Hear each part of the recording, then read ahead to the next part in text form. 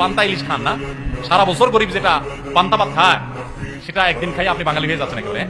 সারা বছর বার্গার চাবাইতে চাবাইতে শেষ। বার্গার খাওয়া দোষ কিছু না, আপনিও খান, কিন্তু সারা বছর যারা পান্তা খায় তাদের সাথে তামাশা করছেন বছরে একদিন পান্তা খায়।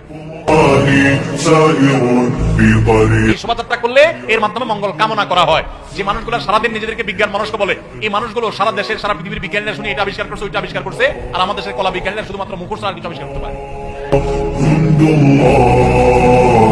এই যে পহেলা বৈশাখ মাত্র 35 বছর আগে এটা চালু হয়েছে ঢাকা ইউনিভার্সিটিতে। কয় বছর আগে? এই মাত্র 3 যুগ আগে চালু হওয়া জিনিসটা কিভাবে 1000 বছর ঐতিহ্য হলো? আরে ভাই, বাংলা সনের বয়সই তো 1000 বছর হয় নাই।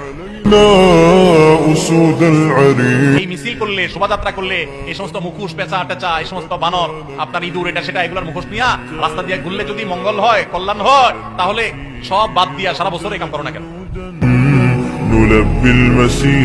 এই যে রাস্তায় রং করছে, মানুষের ঘর বাড়িতে রং নাই, বাসের রং নাই, পাবলিক পরিবহনের রং নাই, ট্রেন গুলার রং নাই, সিল সপ্পর আপনার সালবাকলা উঠে গেছে, অবস্থা খারাপ, কোন শ্রী নাই, রূপ নাই, জায়গা মতো রং নাই করে কোথায় রং করতেছে? রাস্তায়, তাও আবার হাওড়ের মতো রং করতেছে যে জীব বৈচিত্র্য ধ্বংস হয়ে যাবে। এরাই নাকি আবার কলা বিজ্ঞানী। আমরা মঙ্গল কামনা করব কার কাছে? মঙ্গলের মালিকের কাছে। কোন পেঁচা, হনুমান, রাক্ষস, খোকসের কাছে কোন মঙ্গল কামনা, কোন র্যালিতে মঙ্গল কামনা নাই। মঙ্গল কোথায়? আল্লাহর কাছে। কার কাছে?